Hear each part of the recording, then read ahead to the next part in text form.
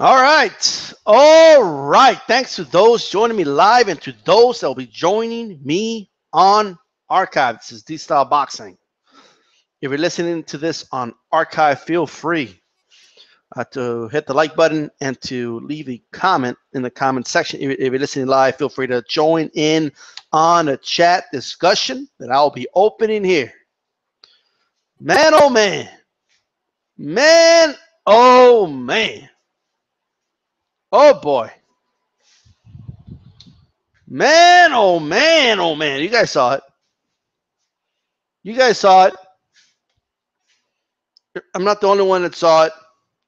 First of all, great performance by Terrence Crawford. Great performance by Terrence Crawford. Brilliant performance by Terrence Crawford. I don't have enough, adjectives here, but you get the point. You get where I'm going with this. You understand where I'm going with it. Terrence Crawford looked very good in this fight. Josie Indongo had no answers at all. Now, if you watch my breakdown of the fight, I did a breakdown of the fight a little bit ago, a couple days ago, that is. I said, hey, this fight, on paper, it looks great, right? I mean, undisputed, all the belts on the line. It's very significant, right? And I said, Indongo's a good fighter, and I still believe that. I still believe Indongo is a solid fighter. However, right, I do got to say this. The problems I felt that Crawford was going to give Indongo, because I picked Crawford to win. I thought he would win by a late round stoppage, right? I felt like maybe, just maybe, Indongo was going to give Crawford some problem. Not that he would win most of the rounds or anything, but it would maybe take Crawford like 4 rounds to kind of figure it out.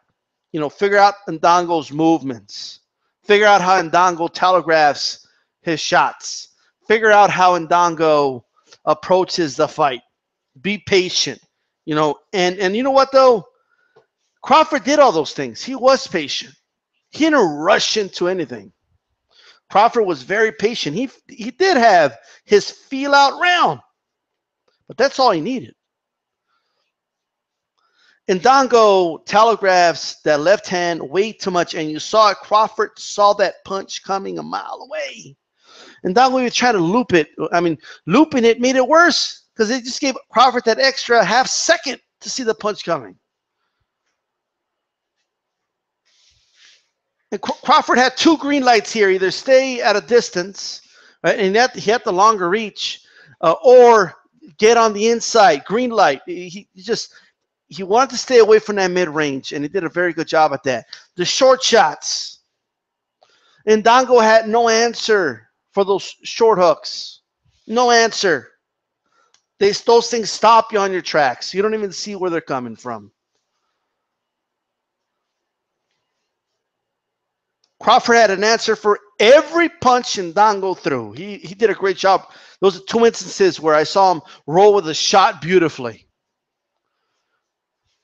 9 out of 10 fighters who have been hit clean by those shots. Crawford rolled with those shots beautifully. I mean, it's hard to even get to the guy. I mean, when you do, he does a great job rolling with those shots. Just rolls with those punches. And it comes back and counters, or just backs up and waits patiently for that opportunity. Indongo became wary on the upstairs, and he forgot. He got a little overzealous, and he left himself open to the body. Crawford landed one. I mean, that was one hell of a body shot. That body shot was vicious. I mean, you could hear the thud in that shot. Ironically, the last time we saw an undisputed fight like this where all the belts were on the line, right?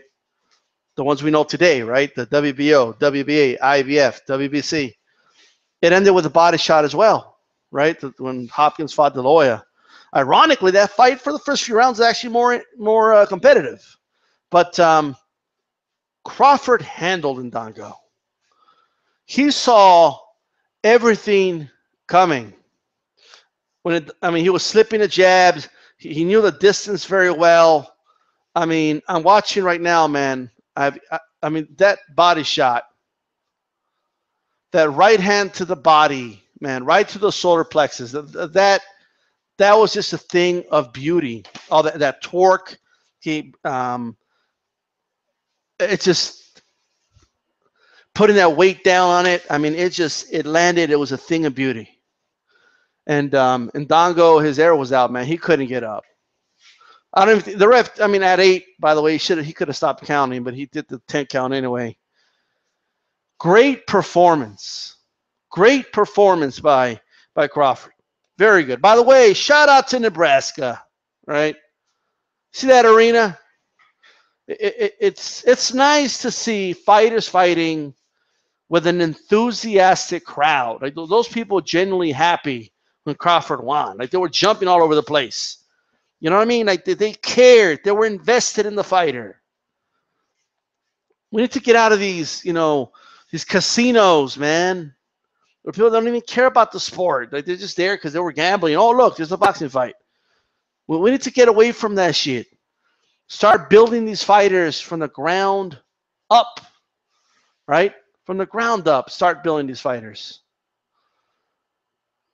It was a left hand that I believe hurt Indongo, and then he landed a right hand as well, but it was, that was brutal, man. I mean, holy shit. Indongo had no answers for Crawford, by the way. None. That left hand was telegraphed. He telegraphed it with his back foot. Okay? And it gave Crawford, and he couldn't mask it with a jab because the jab wasn't landing. Crawford didn't even have to parry the jab. He had distance management down in the first 20 seconds of the fight. Because Indongo kept piling out the jab, and he was giving him the distance early. So he had a very good distance management from the very beginning. Then he just proceeded to be patient. He did have the feel out round and everything. He was wary of that left hand of Indongo, but is it me or is it that left hand just looked slow when it was coming? He was looping it. Crawford saw it coming a mile away. He would just take a step to the side, and that was it. Crawford made that look very easy. And it's not easy, folks. He just made it look easy because that's what Crawford does, okay? This dude ain't going to lose for a while. I honestly believe Crawford right now is the best pound-for-pound boxer in the world today. I believe Crawford is a true definition of pound-for-pound. I look at Terrence Crawford and I say to myself, right now,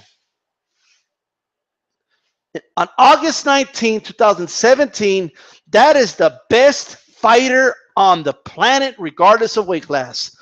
That's what Crawford is. What the original intent of pound for pound was, that's what Crawford is, in my opinion. The most talented fighter on the planet, right there, Terrence Crawford. He made that look. Crawford didn't even have to go to second gear in this fight. Indongo looked lost by the second round. Indongo did not know what to do. He didn't know what to do. He was trying, but he didn't know what to do. He looked trapped. Like he had no plan B, no plan C. Like what he usually does wasn't working, and he realized that very early in that fight. The effort was there, but he just didn't know what to do. He just didn't know. He was constantly being put on check. Eventually, checkmate. He couldn't get going in this fight. He couldn't establish. Indongo had to establish a jab early. He had to stick a jab in Crawford's face. Crawford's lateral movement was just too much for Indongo. It was just too much. That was an awesome display. It was a short night, You know, but that was a hell of a body shot. Want to know how to throw a proper body shot? Right there. That's how you throw a proper body shot. Right in the solar plexus. Take that wind out. I don't care how much the will doesn't make you get up if you have no fucking air in your system, right? Okay, that was a very, very, very good performance. Okay, I feel like Crawford could do other things, but he didn't really have to go there. He just there's more dimensions to Crawford, but he didn't even have to, you know, unleash any of these things. Crawford didn't really even have to use his jab that much in this fight. I mean, he threw jabs, but he didn't. I mean, he had that distance management down very early, and he was catching Indongo with some counters. And I was like, all right, Indongo needs to stop walking into those shots. And he kept walking into those shots, and he left himself open to the body, left himself vulnerable to the body. Crawford went to the body, and down went Indongo, right? Let's also talk about the knockdown earlier in the fight. I mean, when I was watching the fight live, I thought Indongo tripped. Whoa, wait, what happened? I see the replay. I mean, it was just a nice short shot. Those short shots from Crawford, man, are a thing of beauty, right? They're lethal. They really are. Those short, I mean, Crawford is the definition of a multi-dimensional boxer, right? He really is. He could fight on the inside. He could fight mid-range. He could fight on the outside, right? He can land punches from the outboxer style. He can land short shots on the inside. This guy is a threat to anybody at 140 and at 147. Anybody at 147 can get it. Anybody. Put the name down. Anybody at 147 can get it against Crawford. 147 is not ready for this guy. They're just not. Thurman ain't ready. I honestly believe Crawford, you know, it'll be competitive early, but I think ultimately he would be putting body shots on Thurman early on. He'll be catching Thurman with short shots inside, right? And once he establishes that distance on Thurman, Thurman's done, right? It's just he's going to have a hard time closing that gap against a guy like Terence Crawford. Danny Garcia, Terence Crawford would eat Danny Garcia for lunch, right? Those looping hooks of Danny are not going to work on a guy like Terence Crawford. Terence Crawford has short shots and they're real straight. They're going to beat that shot every day of the week. Who sends a shot? Maybe Errol Spence. But Errol Spence ain't ready for Crawford. Not right now. If this fight were to happen next, I got Crawford all day. Maybe 2-3 years, you know, a little more experience, maybe he'll be ready for a Bud Crawford. But right now, nobody's fucking with Crawford. Oh, but come on, DStyle, you're exaggerating. I mean, look, come on. I know, yes, great accomplishment. He won all 4 titles, but let me tell you something, man. Crawford is a special fighter. He is a special fighter. All right, this is a level of fighter that we should be glad like exists right now. Okay, this is a future Hall of Famer here. I think we're going to be talking about Crawford years from now, the same way we talk about all the legends. Bud Crawford is the real deal. Like, all bullshit aside, he is the real deal. He was, I mean, from the time he turned pro, everything was done properly. Well-schooled, had an amateur program, of course, but well-schooled, was brought up properly through the ranks, you know, and he fought the right fights. And look at where he is now. Look at where the guy is now. Just look at all the opponents, man. He has destroyed everyone that has been put in front of him. whether he just outclassed him for 12 rounds or just dismantled him in the ring. This guy can literally do it all. What can I say? He just made Indongo look like a club fighter, right? That's how he made him look. He made Indongo look like a club fighter.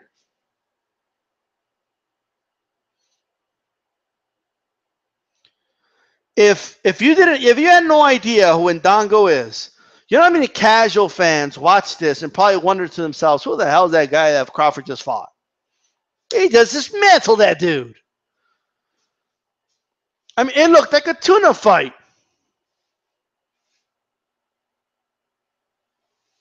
And I got to admit, you go to my prediction. I felt Crawford was going to land by. I didn't think he was going to win by, it's not every day somebody says, oh, he's going to win by knockout to the body. Like, it's not, like, you know what I mean? I don't do those precise predictions, but I thought he's going to stop Indongo around the 8th, 9th round. I was way off, right? Like, I'm high on Crawford, and I saw Indongo, okay? I saw some of his fights, and I said, man, he's open for this. He's open for that. That left hand, he telegraphs it a lot, man. Look at that movement on the back foot. He's got to establish a jab. Maybe the height advantage and the range. Maybe he could establish a jab, mask the fact that he telegraphs that back foot. And maybe, just maybe, he can give Crawford some problems. But I said he's going to have the night of his life. Like, he's going to have the best night of his life. And he did it. From round one, while Crawford was just feeling him out in the first round and just thoroughly outboxed him in that first round. I mean, Crawford was not even out of first gear in that first round. And Indongo had no answers. None. And I thought, well, maybe Indongo's waiting for, maybe he's setting something up. Which is possible. Maybe he was trying to set something up. But it never came. It just never came. Maybe he did one of the punches he threw. Maybe he thought that was setting Crawford up. He missed some punches from such a distance. But Crawford could have been eating a sandwich, and he could have been having a Pepsi Cola, man, right? While fighting this dude.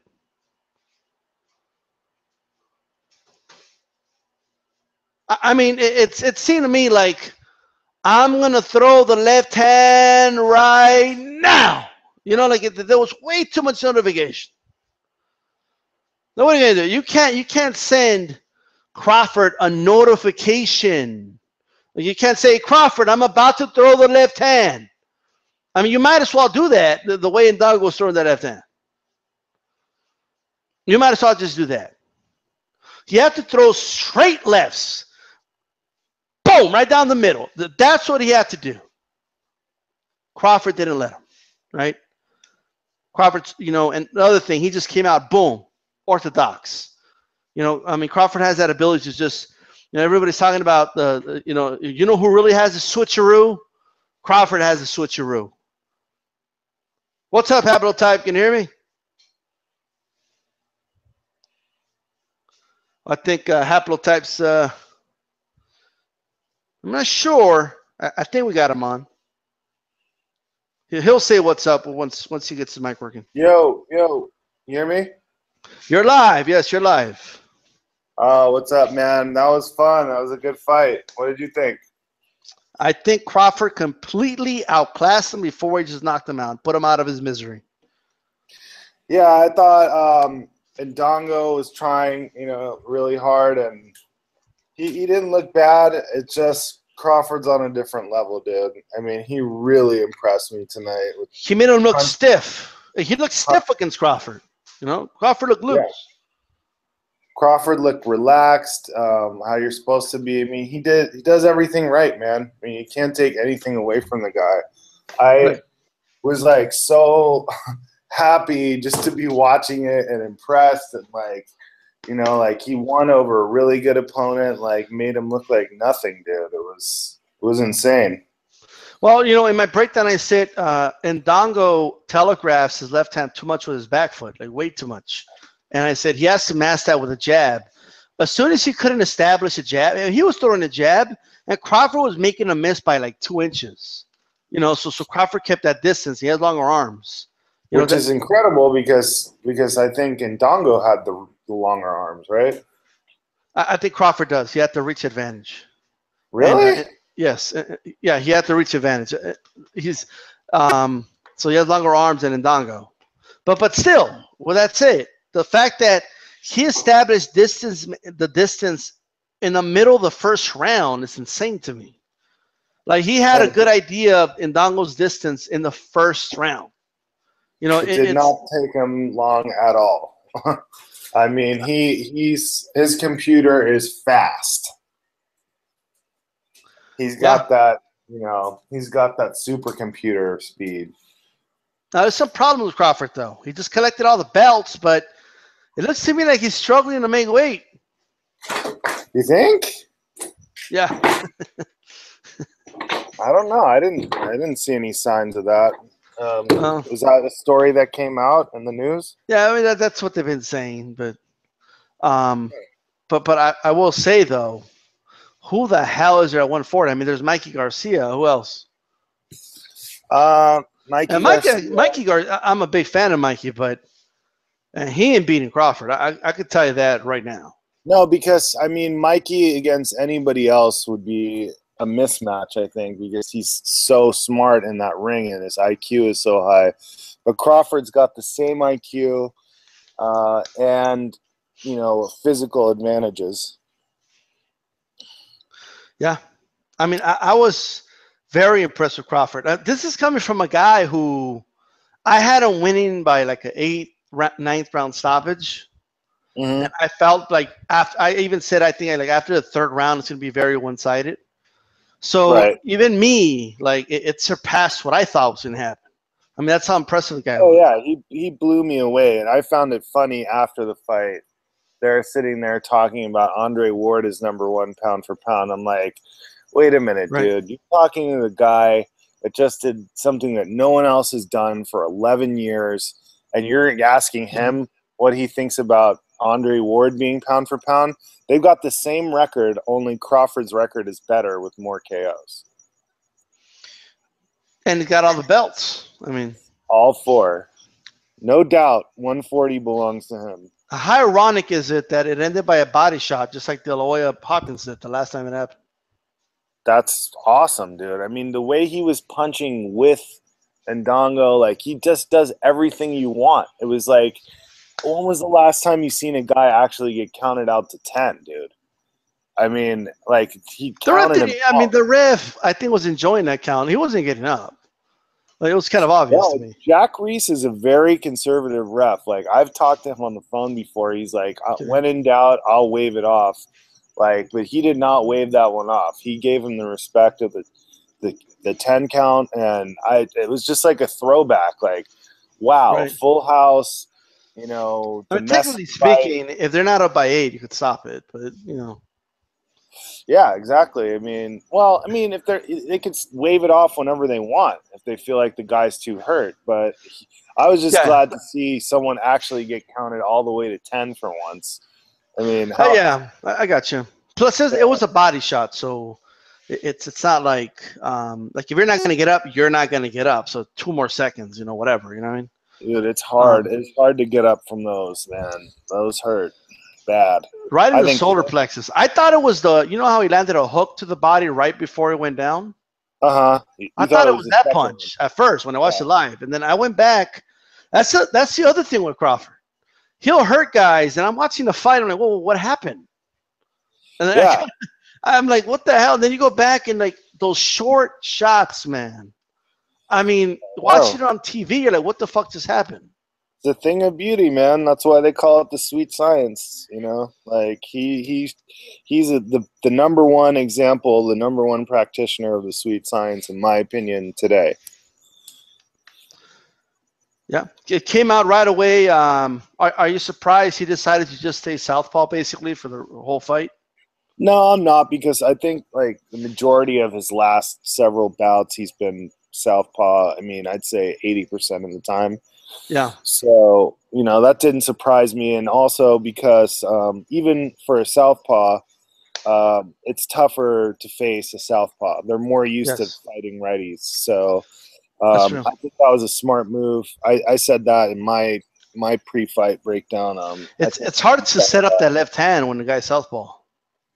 yeah, I mean, because you're just so used to throwing it at a different target, you know, where the head's in a different position. Yeah, I mean, are you surprised that Indongo didn't have? He had no moments in this fight. None. Yeah, I was surprised because I like Indongo, and I think, you know, he definitely, you know, has some things that will give other fighters a lot of problems. Like the very first time he tried to like do his thing where he punches and then scoots around to the side, Crawford wouldn't let him go. He punched him back right away and backed him up. So he knew, like, I'm not going to be able to pull that move on this guy. And he really just shut him down, you know, right away. Yeah, man, that was the both knockdowns, and obviously the second was a knockout, but both of them were, when I was watching live, I had to kind of rewind it really quick because I missed something, you know, and it's Yeah, I not. watched the fight about 3 times before I came on here with you. I was like just excited, you know. Like, every time Crawford catches someone, you're like, whoa, whoa, whoa, whoa. Like, even the viewer has like a 3-second delay on what the fuck just happened. Yeah, You know? you got to see it from that other angle, you know, whatever other angle where they really show what happened. Yeah, but because I was like, wow, that hook to the body didn't look so bad. Like, I was just like, what the hell? And then, but it was actually the one to the solar plexus that put him down, and that one looked vicious, man. But it was a very short body shot. It was And, right in between. He was actually kind of stepping back. It was right in between Indongo's punches. He caught him with the, you know, I think it was a left hook to the solar plexus that was just deadly, and then followed it up with a right to the body as well. But I mean, he was already going down from that first one. And Dongo just looked overwhelmed. He looked, I think he felt outmatched. He was just really stiff. He never loosened up, because I guess it's hard to loosen up when a cobra is striking you. Like, like whoa, like what the hell? Every time I move, this guy jabs me or he punches me in the face. You know, it's hard to get comfortable when you're getting hit like that, and you know, like Mike Tyson said, everyone has a plan until they get rocked. You know. Yeah. I mean, he got rocked early in the fight. Maybe he was a little cold. I don't know. Maybe he was just overwhelmed by the skill or whatever. But I give him credit because he put his titles on the line and went in there and gave his best effort. And you know, he didn't hide behind, oh well, I'm this, you're that, I'm the lineal, I have this belt, you have that belt, my belt's better than your belt, you know. Like, he went in there and fought and gave his best, and he deserves, you know, credit too. Yeah. Chief Funk 84 put in check, Crawford the body snatcher, right? That was something, man. You know, that was, again, coming from someone, I thought Crawford was going to dominate and win, and he surpassed my expectations. Yeah, he surpassed mine too. You know, like, it's like, and this, you know, that was a great performance. That body shot, that's, you see that, and if anybody owns a gym and you have little pupils, that's how you teach them. Show them that. That's how you set up a body shot, right?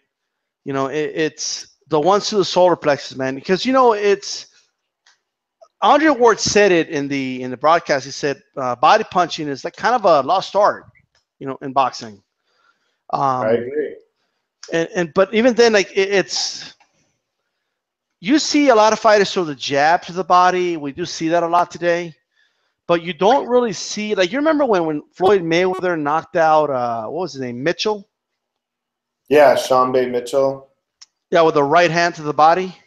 Yeah. you don't see guys go for that shot, you know? And it doesn't even have to be because Floyd's was more of a straight to the body. You know what I mean? It wasn't kind of it wasn't in a hook or uppercut motion.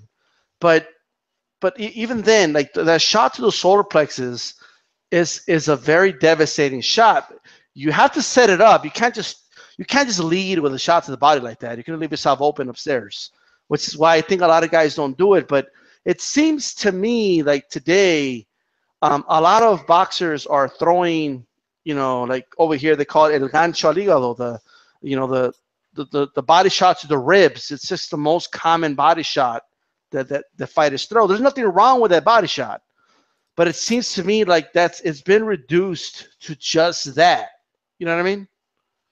Yeah, I also think another point to make is like a lot of boxers are on a track. They're on a program. Yep. Like if you watch someone like Kovalev, for instance, in the last Ward fight, he has to throw certain punches to lead him to other punches. Like I was watching that whole fight, and I know Ward picked up on this if I did, because he was throwing jab, jab, right hand, left hook, and then every single time it was the same. He'd have to throw that jab, the right hand, and the left hook, and then he could go on to pattern fighter. Yeah, patterns. And, you know, to me, the best fighters in the world are like jazz musicians. They're not classical musicians. They improvise. And Crawford, to me, right now, he's the Charlie Parker of boxing. So let's do this, because I don't know anything about playing instruments. So explain that. What do you mean by? Okay, so in jazz, basically you've got sort of like an arena. Like it's the key that you're playing in. Let's say you're playing in the key of C, and you've got all the notes in that key to play with. And in terms of classical music, you'd want to like map out every single note that you're going to play. Like it's all pre-planned, like almost like a Van Halen solo. Every time Van Halen plays that solo, he's going to play it just exactly the same, almost note for note. Okay. Where someone like Jimi Hendrix, who's improvising his solos, you know, each time he plays the solo, it's going to be somewhat different. So he's basically freestyling, if you will, to put it in a hip hop term, but improvisation. And Charlie Parker was like the greatest saxophone player, the greatest jazz musician, in my opinion, of all time, the most talented. So when I say Crawford is like the Charlie Parker of boxing, I'm saying he can come up with combinations on the fly. He can switch up his stances. He can move. You never know what's coming next, and that makes him a very deadly individual. Definitely. You know, so something that I kind of wonder here, because I think what you're trying to describe, good breakdown, but I think I would describe it as a term called situational intelligence. You know, it's if in that moment, you know, because you can't. There's a lot of pattern fighters out there, and a lot of them have been successful. You know, Amir Khan is one of them. Paulie Malignaggi is one of them. They just have a constant pattern. But there's fighters that adapt like a chameleon to what the fighter is doing, and right. And Crawford is that guy.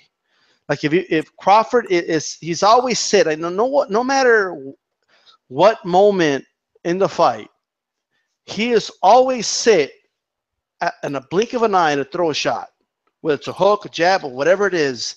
He is always sit, no matter what, to throw any type of punch at you, and he doesn't have to, you know, there's no like rules with Crawford as far as, well, I can't throw this right hand unless I throw the jab first.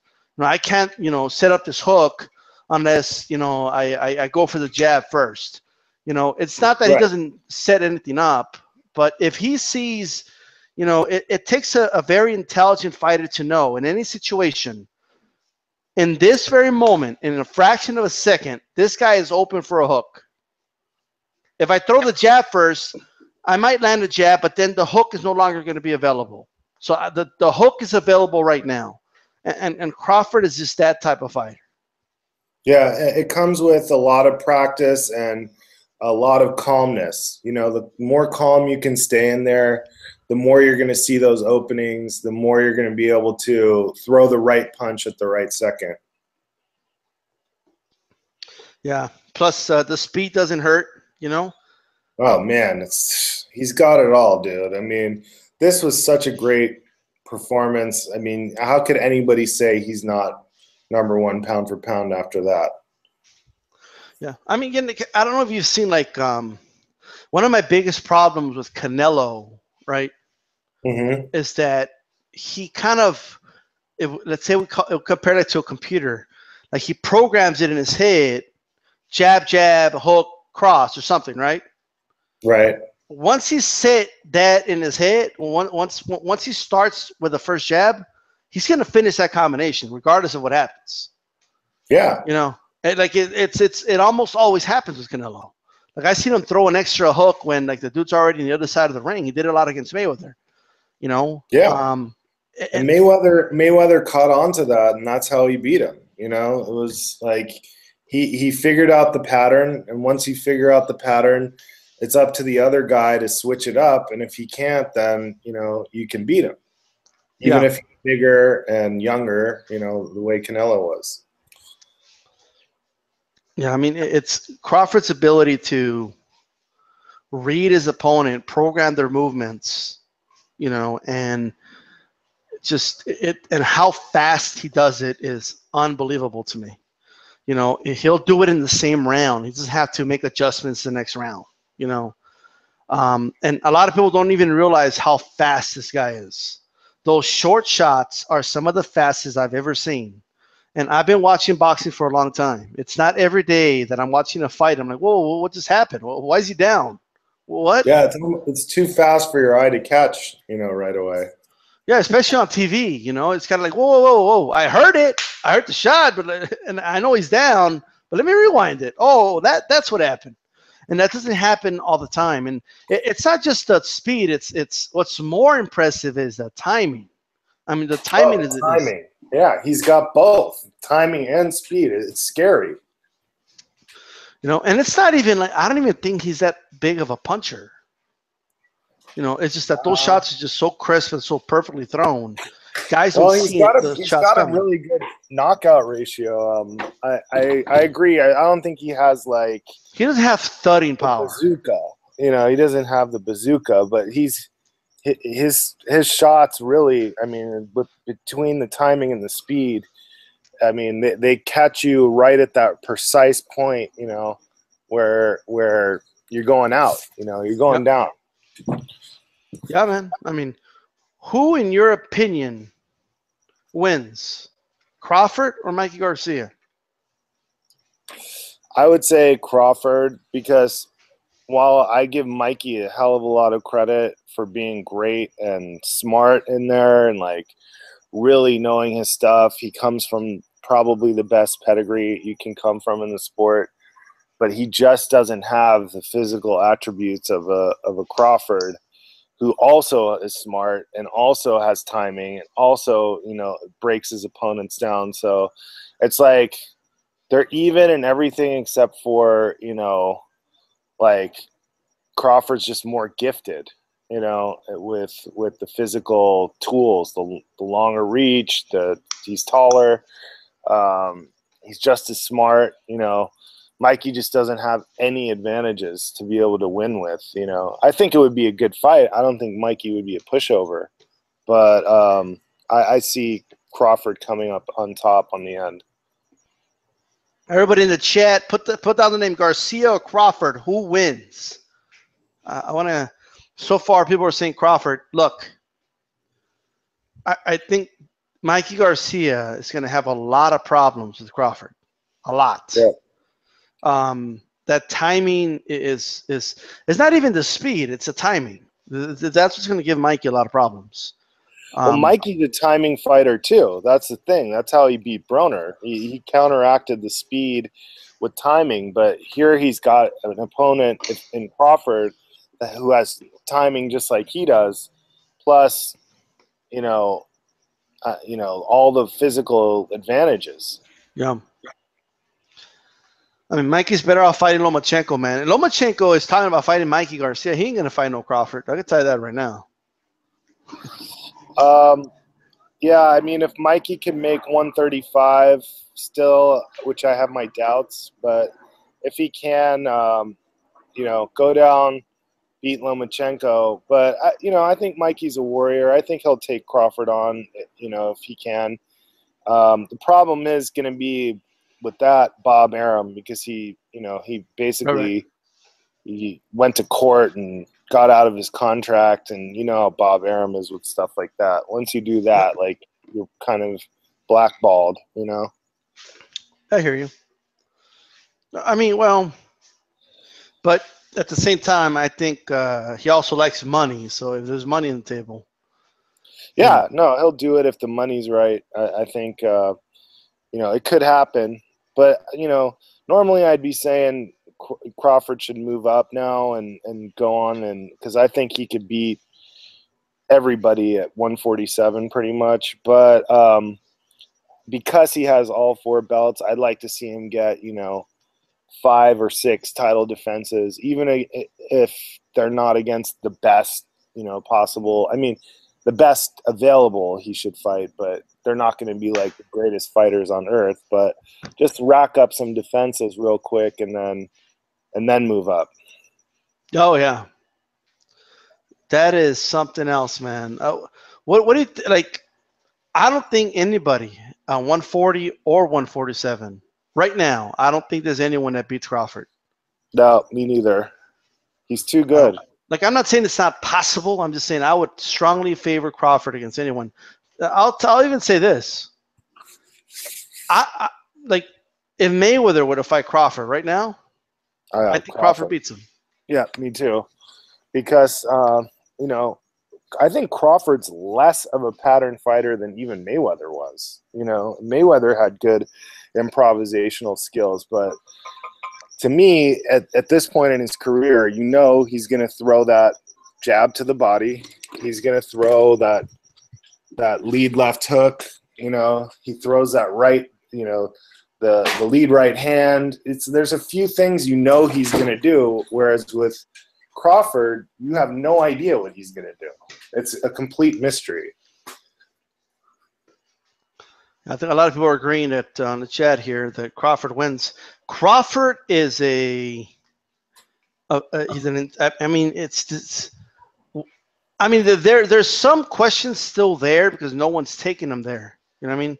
Like, I wonder if someone keeps pressuring Crawford and they could eat those shots and they don't go anywhere.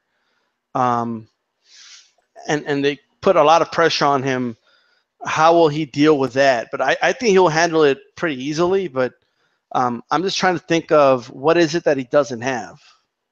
Yeah, I mean, I think Thurman could be, his best competition right now at 147, just because he can box, he can bang, he can also switch up southpaw, right-handed. I mean, that might be interesting. He could take punishment and still keep going, as he showed when he had that hematoma and when he took that body shot from Collazo. He'd be a tough fight. I actually think Spence would be an easier fight for Crawford than Thurman would be, just because of all those different tools that Thurman has. Some people saying, I saw a comment in the chat saying either Indongo's trash or he threw the fight. I don't think so, man. That guy had, if anybody watched Blood's coverage from Namibia and like all the things, like he had the whole country behind him. Like they really were backing their dude, man. Nobody out there thought he was going to lose. And he was really, representing like all of Africa and everything like that. I seriously doubt he took any kind of a dive at all. I mean, you got to be pretty cynical to think that. Yeah, plus in those saying he's trash, I mean, sometimes you got to see who the guy's fighting. You put Yeah, I Indongo mean, in there against most 140 pounders in the world, he probably wins. You know, it's just I think he beats Broner. Indongo Broner. Let's do it. I don't know if he Yeah, wins. I think it's a good fight. I think he can beat Broner. I think he's too rangy. Well, here's the thing. Since you mentioned him, I still stand by my statement that Crawford would absolutely destroy Adrian Broner. Oh man, that It's fight. He should just do it, just to do it, just to show everyone. because there's a lot of people saying, "Oh, you don't understand." I mean, it's a style matchup or whatever the argument is. Like, I don't care what the argument is. Adrian Broner's little pot shot in style. Okay, and yes, Adrian Broner has a good pop, but those that wide stance, that all those breaks he takes in between, it's Crawford would dismantle him. It wouldn't even be close. Well, just mentally, I think he's so much stronger. I mean, he's so calm in there. It's like scary, dude. And Broner's all worried about, every time he gets hit, he has to shake his head no and like motion to the crowd. And, it's just, there's no way. It's like the computers and the brains there, it's a mismatch. Well, not just, did you see Crawford? There was two lefts that I believe it might have been another one might have been a right, but I believe there were two lefts where that Indongo threw, and where he finally was able to find Crawford, but Crawford just rolled with those shots. Did you see those shots? Yeah, he just brushed him off like it was nothing, man. Yeah, just roll with them. Like, it took away about 85% of that whatever power was behind those shots. And he can hit, man. I mean, was it Ricky Burns who he beat most recently? Yeah. Yeah. So if you watch that fight, man, he was landing some hellacious body shots and just, moving really well, gliding around the ring, seeking and destroying and just eating the guy's lunch, dude. So for him to look this bad, I mean, it makes Crawford look that much better.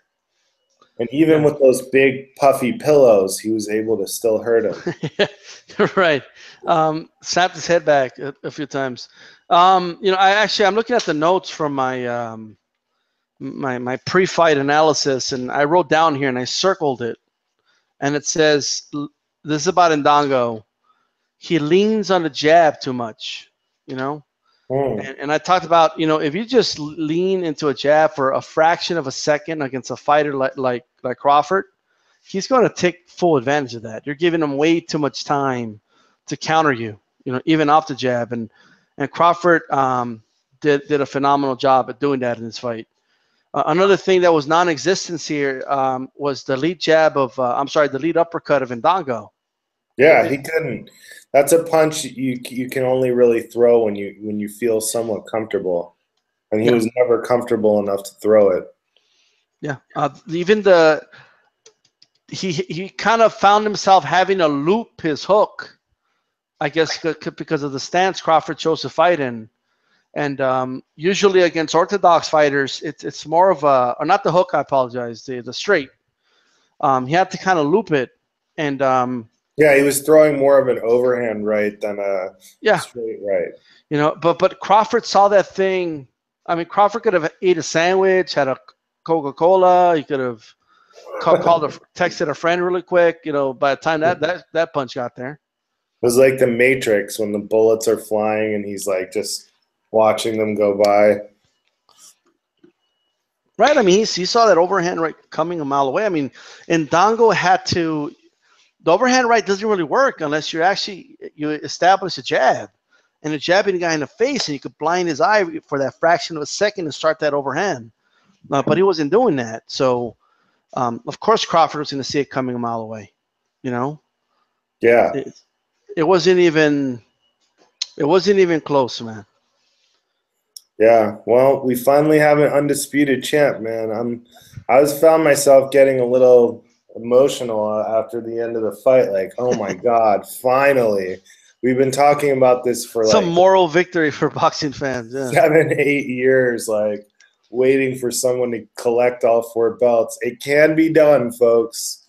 We can get some undisputed champs, and I really hope that Andre Ward was paying close attention, that after this tonight, that he goes out and he hound dogs Stevenson as much as he can to get that last belt. Then we can have 2 undisputed champions. That would be pretty amazing. I hope this starts a trend. Boxing kind of needs it, just because it's one of the biggest criticisms about boxing from casual fans is there's too many belts and we don't really know who the real champion is. And there's a lot of boxing fans that always say, well, you don't understand. Boxing's a business, and there's rules, and there's this, and there's that. I'm just saying from a casual fan's perspective, and for those that say fuck the casual fans, well, do we or do we not want more people watching the sport becoming fans? On the casual fans.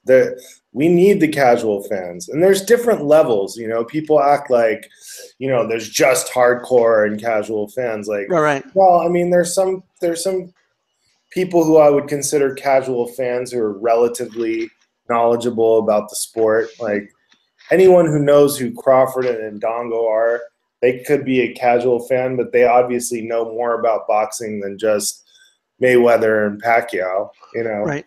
So there's levels to that too. But yeah, we need those guys because, if it was just us hardcore fans watching boxing, then the sport would really be dead. I mean, it'd be like 2,000 guys watching the fights. That would be it.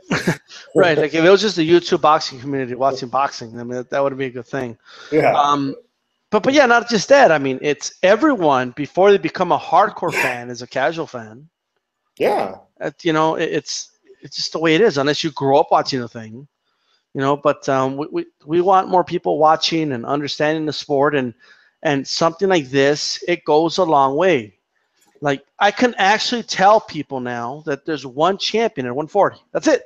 Yeah. There's no well, there's this other guy, and it's a beautiful thing, dude. And I don't give considers him the real champion, but he does have the belt. So I don't give 2 shits about that diamond belt that Mikey has. That's meaningless to me. But it has diamonds, though. Diamonds in the sky. Yeah, it's diamonds, in the garbage can as far as I'm concerned. I still can't believe WBC did that when they have an actual WBC champion fighting in the unification fight. You know what? Jimmy Lennon dropped the ball. I don't know if you caught it when he was announcing before the fighters came out. No, he called it a title unification fight. Right.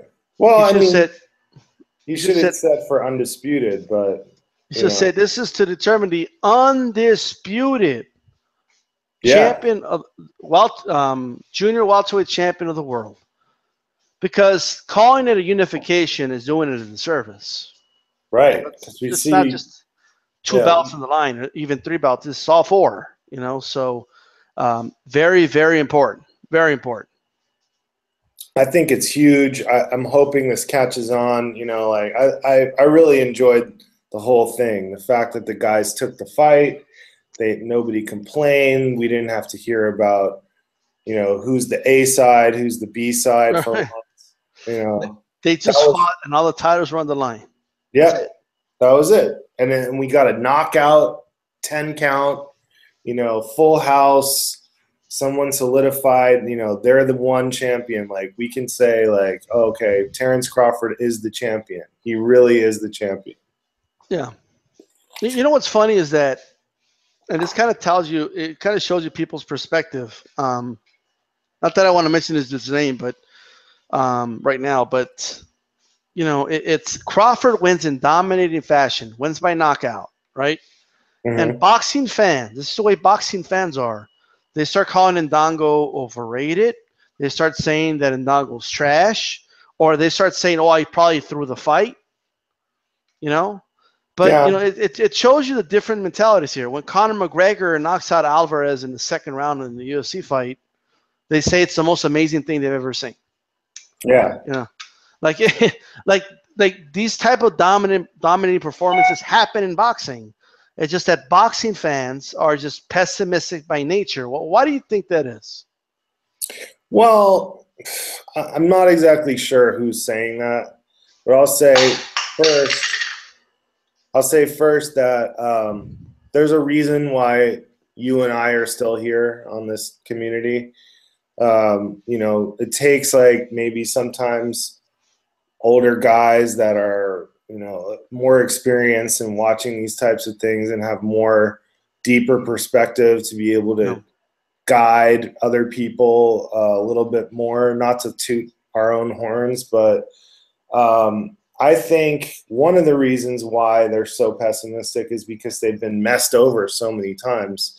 It's like, you're that guy that keeps getting screwed over by a certain woman or something like that, and you keep thinking it's going to happen again, and it sort of prevents you from being open to maybe someone who's that good person that comes along. Well, even now, like we just collected all the belts, right? Yeah.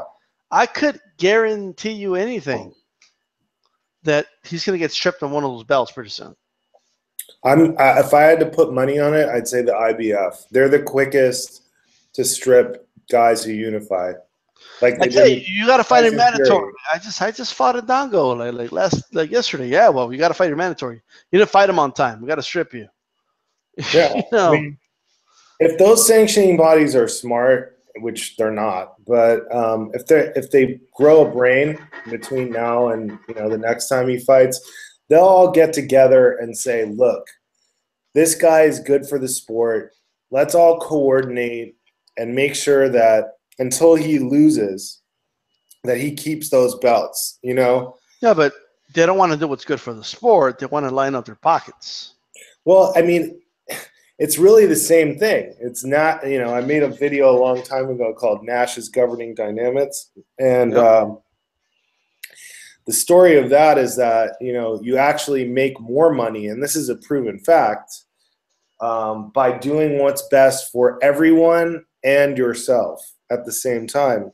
Yeah. So what's best for everyone is that he keeps those belts until he rightfully loses them, because they're going to make more money being able to promote an undisputed guy and, all that than they would, by stripping him, making him fight one fight to get the belt back or whatever. He'll probably say no and just move on, Well, because like right now, for example, if Mikey Garcia is on PBC cards and he's getting a guaranteed anywhere from $500,000 to $1 million per fight, and you could get 3% of that, that one of those sanctioning bodies can have an incentive to strip Crawford. Just depending on. I mean, the WBC's going to probably sanction the diamond belt every time he fights, so they'll be happy. But yeah, I see what you're saying. Like, they could be thinking like, well, why don't we strip Crawford and give the belt to Mikey and then sanction him? But I think Crawford seems to fight a lot more often than Mikey. It doesn't seem like he is. He does fight more often. I'm just saying, like, if I were any of them, I would say to myself, well, we've got this guy. He's undisputed champion, the only one in the sport. Let's make sure he keeps our belt because it's good for us. It makes us look good that we're not going to strip him. And then he's fighting more often, so we can sanction more fights than we could, if we give it to Broner. Well, maybe you know the answer to this because I don't. If let's say they usually take 3% from a fighter, right? Yeah. To sanction a fight. Do they take 3% each when it's all 4 belts? Yeah, I mean, they all take their, scheduled percentage, whatever that is.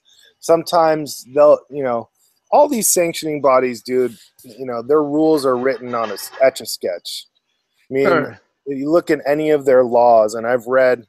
They make it up as they go.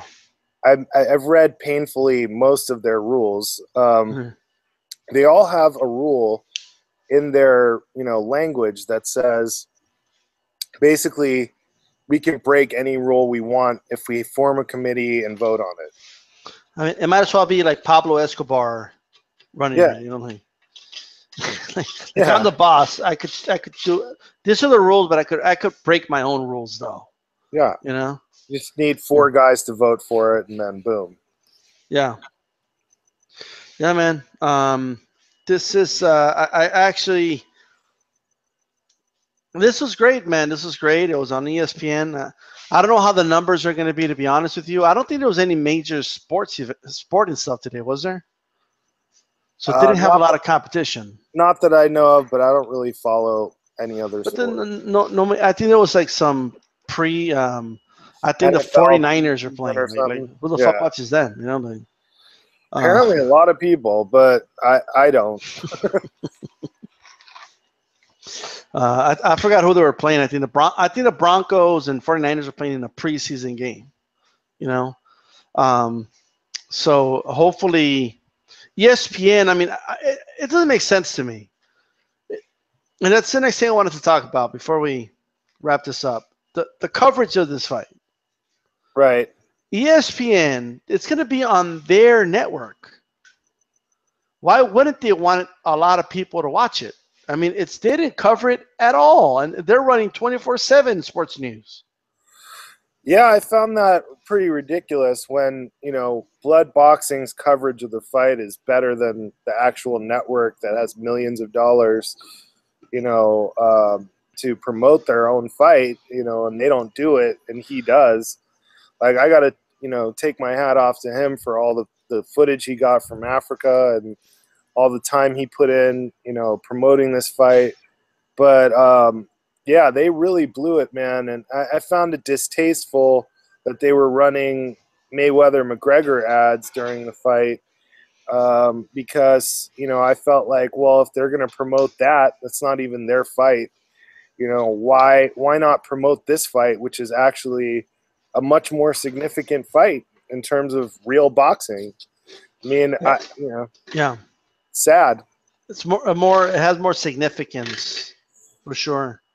But I think the answer to that is, it's the commercial was paid for by Mayweather Promotions, you know what I mean, or whatever.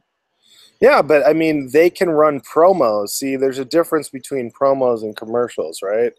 So a promo is something where the network is promoting a show that's going to be on their network. For instance, this fight's on ESPN, so they could have ran promos for the fight all throughout their most popular, whatever their most popular show is, probably First Take, I would think. And they could be running promos for this Crawford and Indongo fight constantly during that for free, basically, and really promote the crap out of it, plus talk about it during First Take and like promote it. They could have done like a 5-minute. It's just a 5-minute little special on Indongo and all the support he had over there, and clips of his last fight. Or they could have done like a 3 or 4 episode thing, like a 24/7 of their own. They just come up with another name. All day, every day with ESPN or whatever. All day, every day. There you go. I don't know that I go with that name, but I feel you. But yeah, the coverage was terrible. It just, I guess they just felt nobody cares, even though they're putting it on their network. Like it's just kind of strange to me. It's really bad. I think they really blew it there, but maybe next time around they'll promote it more. I have a feeling the numbers will be solid. It's not going to be anything astronomical. I'd guess, as long as it's better than Lomachenko numbers, we should be all right. I'd guess it's like, maybe 3 million viewers. But all those stats are like really, it's almost like CompuBox. Like they don't really know if it's real or not.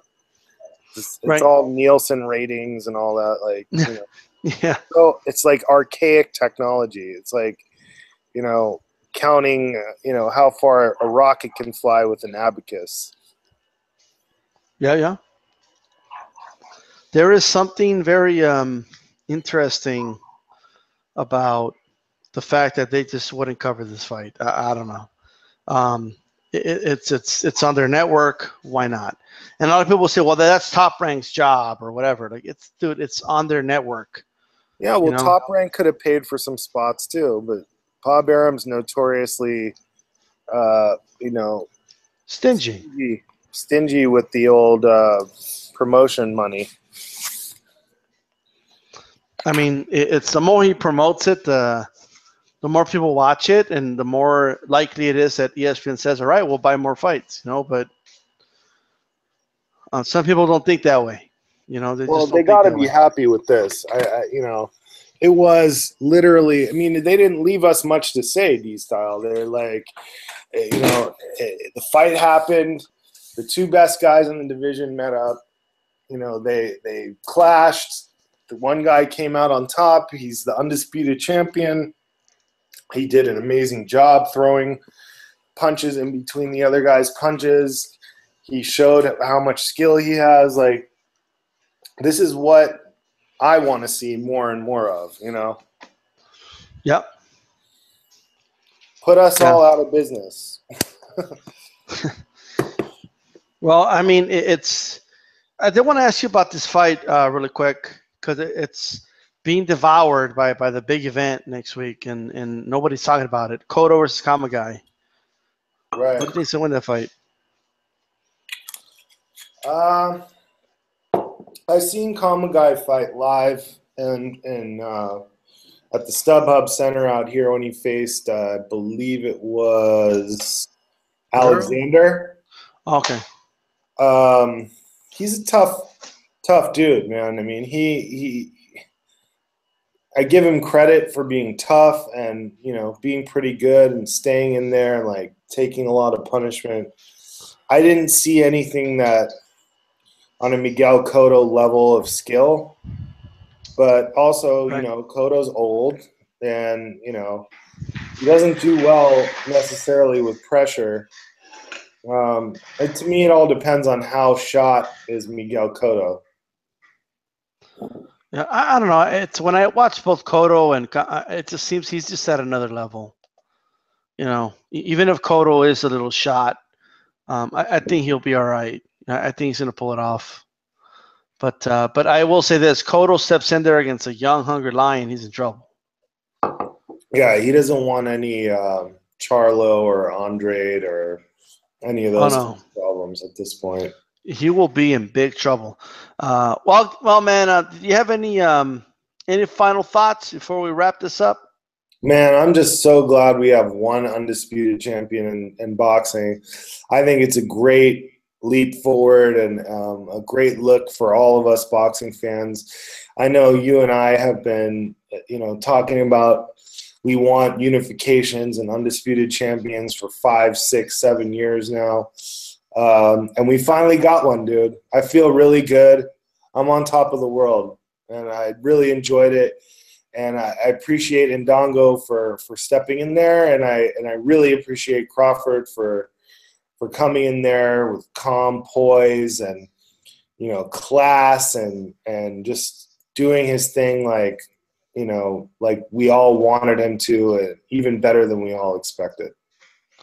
Yeah, it was a very good performance. I'll say it again. I expected Crawford to dominate, and he still surpassed my expectations. Hell of a performance, and I don't know if there's any more to add to that. I want to thank all you guys. Thank you for joining me, Appletype. Of course, man. Thank you for having me again.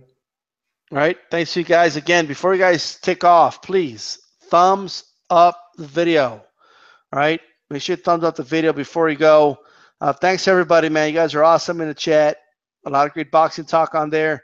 I'm not sure if I'll be on here tomorrow or not. I got a lot of stuff to take care of tomorrow, but if I come on, I mean, I'm not exactly sure what I'll talk about, but I still got to get to the Kamagai versus Cotto breakdown video. I'm going to look at the undercard of Mayweather versus McGregor. I'm going to talk about those boxing fights throughout the week, so make sure you're on the lookout for that. And I also ran into some other hilarious Conor McGregor versus Mayweather breakdowns that I really want to get to, that I'll be talking about throughout the week. Maybe tomorrow, I'm not sure. Morton Black. Yeah, that guy. Well, no, not him. Guys, change always comes from outside the sport. The thing is that boxing is at a point where, everybody's fighting the same way. So since you're all taught the same way, your sparring partners fight the same way. So when it's fight night, you just fight the same way and you just agree to fight a certain way. And Conor McGregor's trying to break that. If you throw the left hand from far away and you overextend it, they're going to tell you, and the boxing coach will tell you not to do that because that's the way they throw it in boxing. Oh my God, that guy is so lame. Yeah. His voice, though, it's something else. It's just something else. I can only take it for like 3 minutes, and then I gotta like turn it off and listen to some music. It's not even a compelling argument. I mean, it's just say his unorthodox style might give Mayweather problems. That's it. Like, you don't have to go through this whole elaborate, all the training and everybody does everything wrong. And, he's trying to mask his bias by like really breaking it down, seeming to do it scientifically to where people who are like not that smart will be like, whoa, that was deep, dude. He talked about the Himalayas and monks at the top of the mountain. I mean, just think about this. Think about the car. I mean, are you going to compare a car from 1916 to a car today? Well, no, right? I mean, the AC is better today. Yeah, cars back then didn't have GPS. The cars today have GPS. So boxing might not be as good as it was back then. It's all about GPS, guys. Think about it. I mean, look, Marilyn Monroe, she had no liposuction. Models today have liposuction, you see? That's why models today are better. Marilyn Monroe didn't have ass implants. She needed some ass implants. She couldn't twerk. So, therefore, Nicki Minaj, better.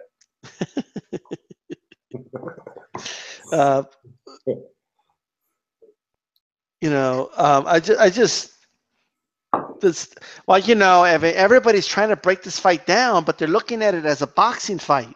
But this isn't going to be a boxing fight. Like, no, it's not. It's not. What's it going to be then? Oh man. Well, see, Mayweather. I mean, it's what boxing fans don't understand is that McGregor's not going to fight Floyd like a boxer. He's going to fight him like a martial artist. He's going to fight within the rules. He's not going to break the rules, but he's going to fight like a martial artist in the ring. Yeah, and you know what? He sparred in Canada, so he knows. Yeah, he sparred a lot of dudes in Canada. They gave him stuff. That dude, man, I can't. I would love to like break down his videos and stuff on here, but I can't take his voice. I can't. After a few minutes, I'm just like, I cannot listen to this. Right. Yeah. But did you ever catch on to that? You remember that chess boxing? Chess boxing. Yeah. Refresh my memory. What? Like guys would box for a round, right? Oh. And then they would sit down and play chess for 5 minutes, and then they go box again, and they come back, play chess for 5 minutes, and whoever knocked the other guy out or got checkmate first wins. Wow. It's a brilliant idea. I mean, can you imagine? Like, bam, you get wobbled with like 4 seconds left in the round. You don't get knocked out, but you got to sit down and play chess.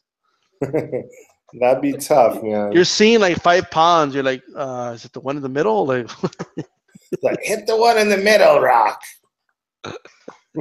Hit the one in the middle. There you go. That's what Connor's corner's gonna tell him. Hit the one in the middle.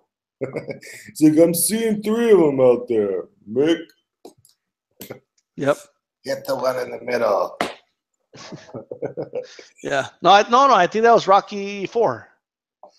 Paulie tells him, hit the one in the middle, and then yeah. Luke's like, hit the one in the middle. Yeah. which is insane. How do you see? I mean, I don't know. I guess it's possible, but I don't know if it remains looking like it's 3 people for an entire fight, but you know. It depends how much your eyes are messed up. Apparently, Rocky's eyes miraculously healed after Rocky won. So Yeah. Miraculously healed. He had successful surgery. Somebody said. So, well, anyways, I'm gonna go ahead and wrap this up. And thumbs up to you guys, man. Don't forget to thumbs up the video. Thank you again, Haplotype, and everybody have a good night. absolutely, man. Thank you. Good night. This DStyleBoxing. Keep it boxing.